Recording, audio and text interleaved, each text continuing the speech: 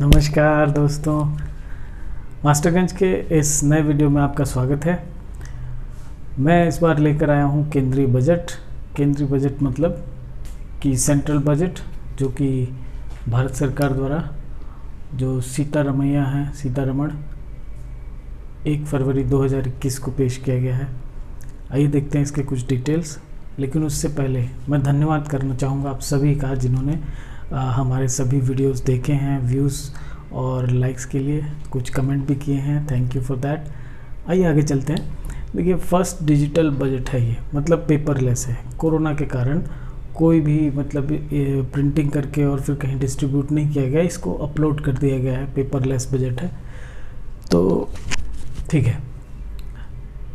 तो ये 1 फरवरी को बजट पेश किया गया है। ये मोदी गवर्नमेंट का 8वां बजट है और उनके दूसरे सत्र का तीसरा बजट है। ठीक है, तो इस बजट को जो वित्त मंत्री हैं सीतारमण, उन्होंने आपदा में अवसर ढूंढने वाला बजट कहा है। आपदा में अवसर ढूंढने वाला बजट का मतलब है कि जो आपदा है, जो कोरोना काल चल रहा है, उसमें भी अच्छा परफॉर्मेंस के लिए ये उन्होंने 6 पिलर्स दिए हैं। बजट के 6 स्तंभ हैं, उनको देख लेते हैं। स्वास्थ्य और कल्याण पर विशेष ध्यान दिया जाएगा। पूंजी और अवसंरचना पर, समावेशी विकास, मानव पूंजी का पुनः शक्तिवर्धन और अनुसंधान और विकास पर भी, और फिर मिनिमम गवर्नमेंट और मैक्सिमम गवर्नेंस, यानी न्यूनतम सरकार और अधिकतम शासन। तो आइए इसकी कुछ बेसिक डिटेल्स देख लेते हैं। कुछ मैथमेटिकल ऑपरेशंस उसके देख लेते हैं।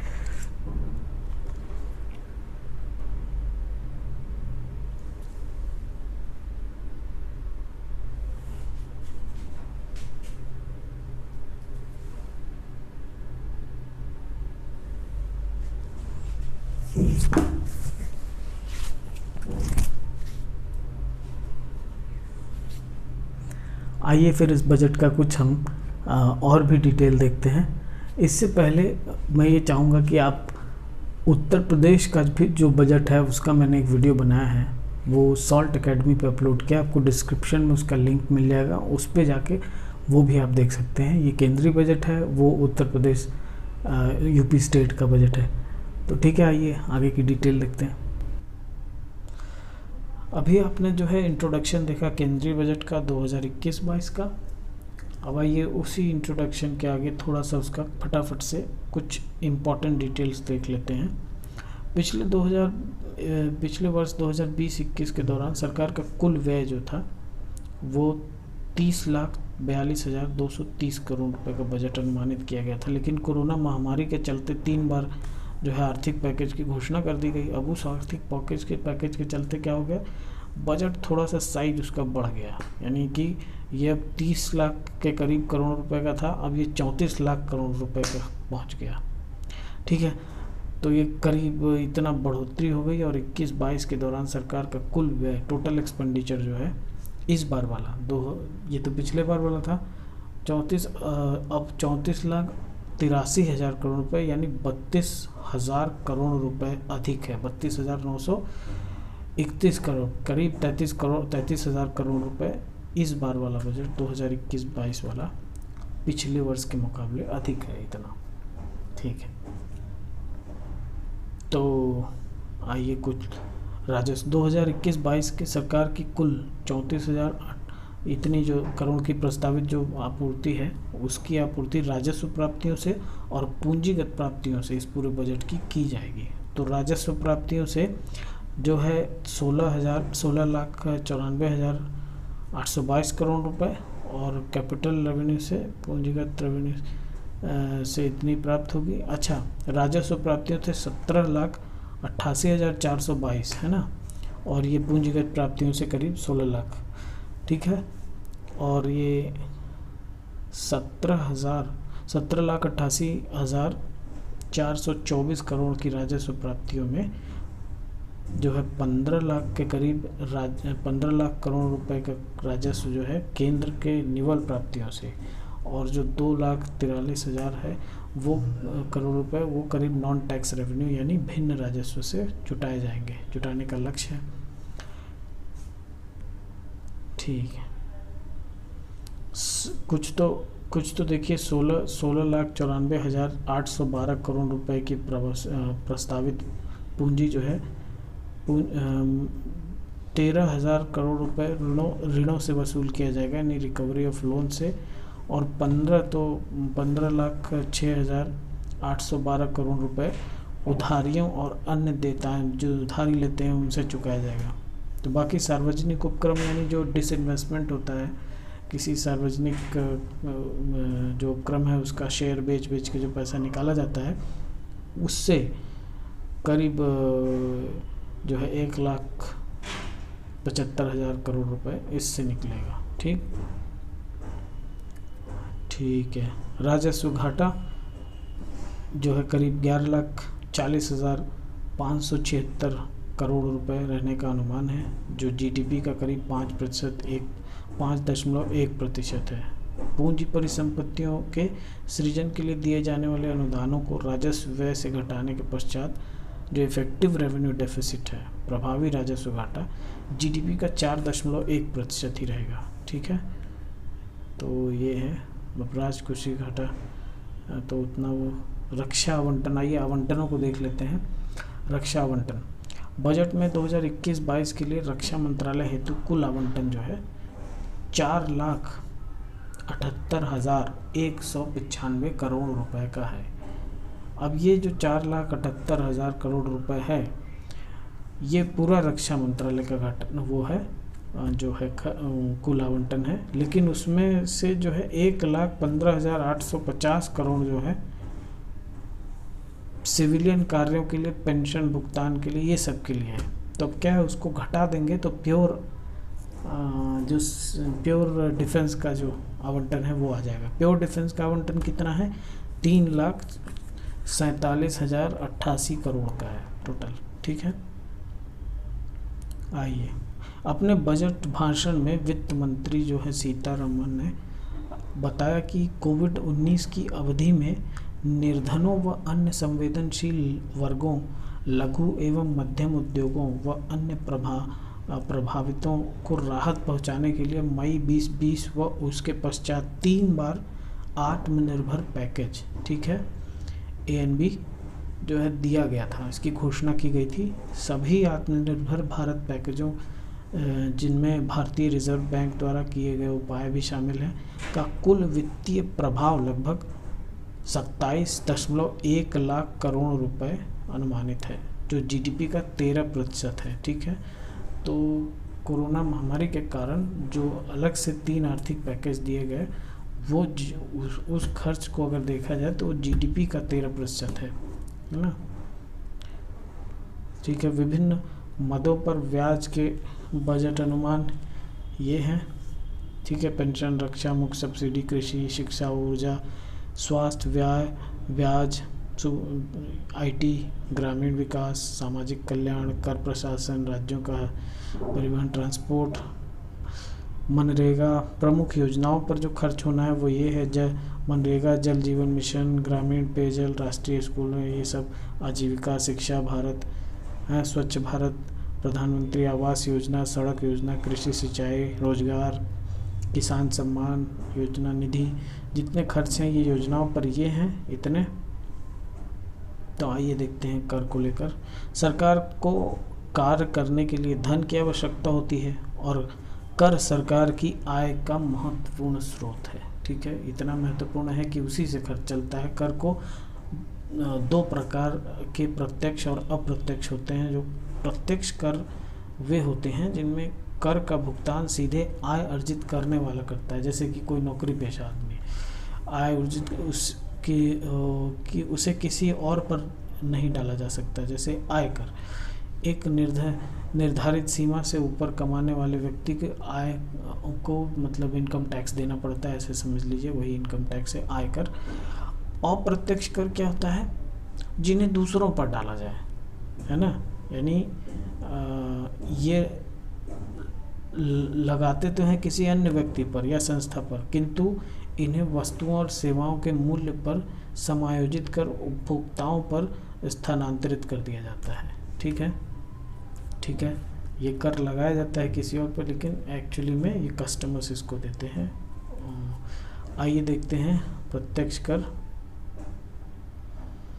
बजट 2021-22।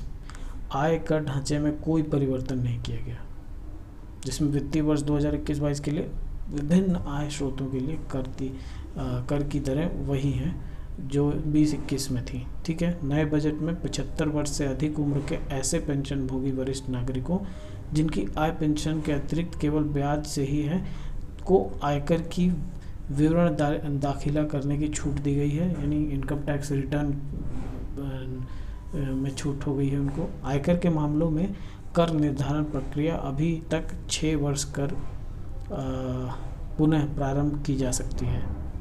छोटे करदाताओं के लिए मुकदमेबाजी को कम करने के उद्देश्य से एक विवाद समाधान समिति डिस्प्यूट रेजोल्यूशन कमेटी के गठन का प्रस्ताव बजट में किया गया, ताकि कर विवादों का पारदर्शिता व जवाबदेही के साथ समाधान किया जा सके।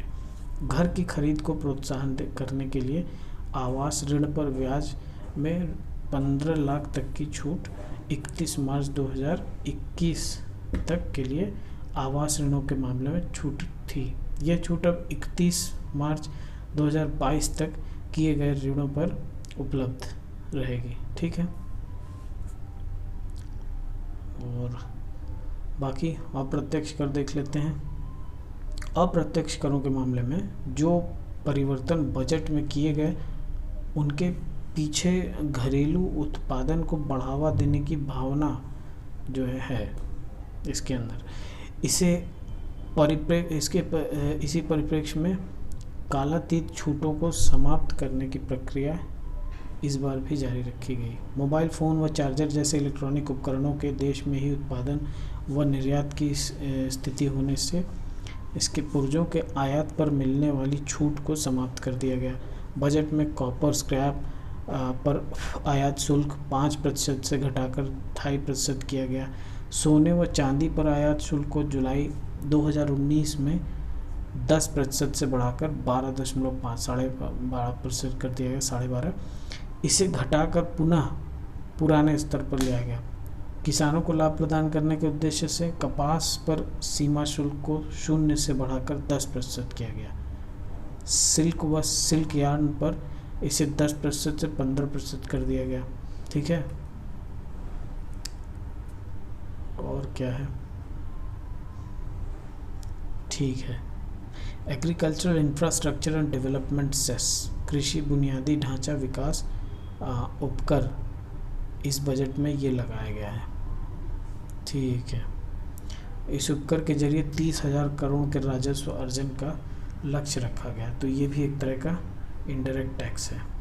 स्वास्थ्य एवं पोषण क्षेत्र, वित्त वर्ष 2021 में स्वास्थ्य और खुशहाली के क्षेत्र में 137% वृद्धि के साथ जो है 2,23,846 करोड़ का प्रावधान किया गया है।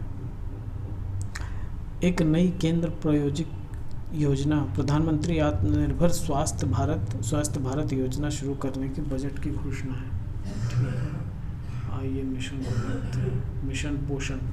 बजट प्रस्ताव के अनुसार पूरक पोषण कार्यक्रम और पोषण अभियान का आपस में विलय होगा तथा मिशन पोषण 2.2 को लॉन्च किया जाएगा ना।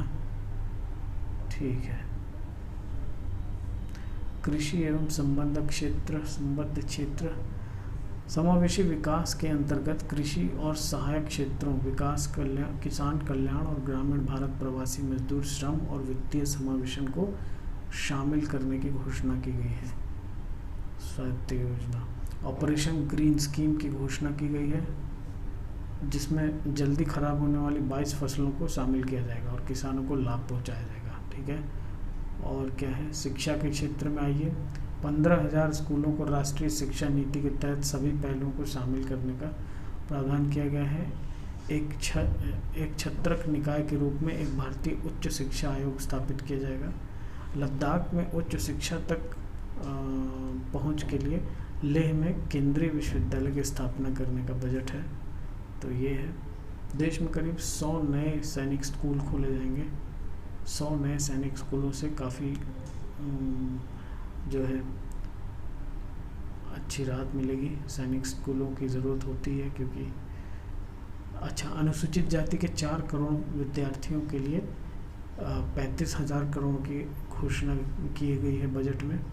जनजातीय क्षेत्रों में 750 एकलव्य मॉडल आवासीय स्कूल, यानी एक तरह से जो है ये आवासीय जो स्कूल हैं वहाँ बच्चे रहकर पढ़ेंगे भी। वित्तीय अवसंरचना 2019 में घोषित नेशनल इंफ्रास्ट्रक्चर पाइपलाइन NIP के तहत जो है 6,835 परियोजनाएं शामिल थीं। परियोजनाओं की यह संख्या अब 7,400 तक बढ़ चुकी है। ठीक है। इंफ्रास्ट्रक्चर सेक्टर की दीर्घकालिक वित्तीय आवश्यकताओं की पूर्ति के लिए डेवलपमेंट फाइनेंशियल इंस्टीट्यूशन की स्थापना का बजट का प्रावधान है। और PLI आत्मनिर्भर भारत के लिए विनिर्माण वैश्विक दिग्गजों को सृजित करने हेतु 13 सेक्टरों में PLI promotion linked incentive scheme की घोषणा की गई है। इसके लिए सरकार अगले 5 साल तक लगभग 1.97 लाख करोड़ रुपए की प्रतिबद्धता व्यक्त की है। तो आइए आगे देखते हैं। मेगा इन्वेस्टमेंट टेक्सटाइल पार्क्स मित्रा नामक योजना शुरू करने का प्रस्ताव। तो भारत में वस्त्र निर्यात के लिए काफ़ी महत्वपूर्ण होगा ये टेक्सटाइल पार्क।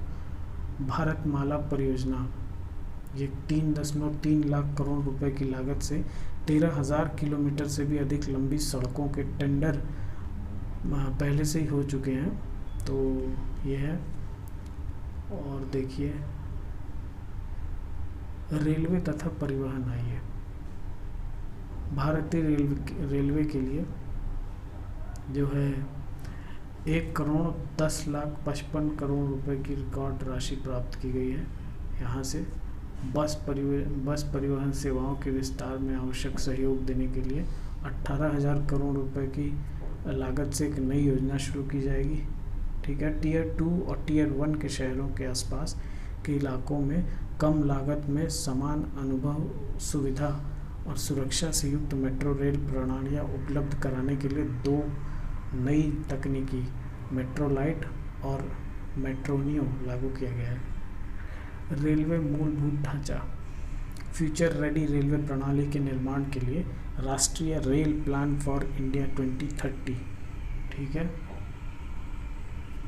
तो ये है वेस्टर्न डेडिकेटेड फ्रेट कॉरिडोर और ईस्टर्न DFC योजना से मेक इन इंडिया रणनीति के तहत लॉजिस्टिक लागत कम होगी। ठीक है। तो बहुत कुछ अब इंडिजिनियसली बनाया जा रहा है। बजट के अन्य प्रमुख प्रावधान, वॉलंटरी व्हीकल स्क्रैपिंग पॉलिसी लाई जाएगी ताकि पुरानी गाड़ियों को हटाया जा सके। इससे प्रदूषण कम करने में मदद मिलेगी। ये भी एक बड़ा अच्छा फैसला है। इस नीति के तहत पर्सनल व्हीलर जो 20 वर्ष बाद और कमर्शियल व्हीलर जो 15 वर्ष के बाद फिटनेस जांच की जाएगी। स्वदेशी न्यूमोकोकल वैक्सीन वर्तमान में 5 राज्यों में ही सीमित है। इसे देश भर में शुरू करने की घोषणा बजट में की गई है। बजट में IDBI के अलावा 2 सरकारी बैंकों एवं एक इंश्योरेंस कंपनी के विनिवेश की घोषणा की गई है। आइए और देखते हैं। ठीक है। बजट में आइए देखते हैं रुपया कहाँ जाता है और कहाँ से आता है। रुपये बजट में रुपया आता है उधार एवं अन्य देवताओं से। माल एवं सेवा, ये परसेंटेज में है, पैसा लिखा हुआ है, आप परसेंटेज भी समझ सकते हैं। तो ये 36% करीब उधार है। माल और सेवा यानी गुड्स एंड सर्विसेज GST से 15%, आयकर इनकम टैक्स से 14%, निगम कर से 13%, केंद्रीय उत्पाद शुल्क इससे 18%, कर भिन्न राजस्व 6, सीमा शुल्क 3%। ठीक है, जो बजट में रुपया जाएगा कैसे, जितना हमने ब्याज अदायगी है उसमें जाएगा 20%, करों और शुल्कों के राज्यों का हिस्सा जो दिया जाएगा वो 16% है, केंद्रीय क्षेत्र की योजनाएं जो है वो 13% ले जाएंगी, वित्त आयोग अन्य अंतरण 10% और बाकी का खर्च 10%, केंद्रीय प्रायोजित जो योजनाएं हैं पहले से वो 9%, आर्थिक सहायता किसी को दी जाएगी तो वो 9%, जैसे कोई भी इकोनॉमिक पैकेज घोषित किया जाता है, जैसे अभी 3 पैकेज कोरोना में दिया गया तो उसमें 9%, रक्षा में 8% और पेंशन में 5%, इतना योगदान है। ठीक है, तो फिलहाल के लिए इतना ही रखते हैं। ये था आपका केंद्रीय बजट। मित्रों, अगर केंद्रीय बजट के अलावा आपको उत्तर प्रदेश का बजट भी वीडियो देखना है तो आप हमारे दूसरे चैनल जो सॉल्ट एकेडमी है उसमें जाकर देख सकते हैं, लिंक आपको डिस्क्रिप्शन में मिल जाएगा। फिलहाल अभी के लिए इतना ही रखते हैं। धन्यवाद।